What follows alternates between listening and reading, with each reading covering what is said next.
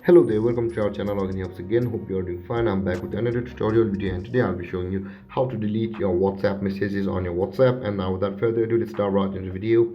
But before that, don't forget to like, subscribe and hit that bell icon for more videos. Now to delete a WhatsApp message, let's open up our WhatsApp app first, and after that you will be able to see all of your chats over here on the chat section. And now it depends upon if you want to delete a chat a whole chat box of your friend, a whole conversation with your friend, or if you want to delete just a message in WhatsApp. You can see if I type something wrong to him, I can simply delete it by tapping and holding the option, and after that you can see the delete option available over here on the top of the screen. Tap on delete and you can see the delete for everyone or delete for me available over here. Tap on delete for me or delete for everyone, and your message will be deleted. Or if you want to delete all WhatsApp messages from your conversation, you can see you will need to tap and hold the conversation like this, and you will again find the delete icon or the trash can icon on the top of your screen. Tap on the trash can icon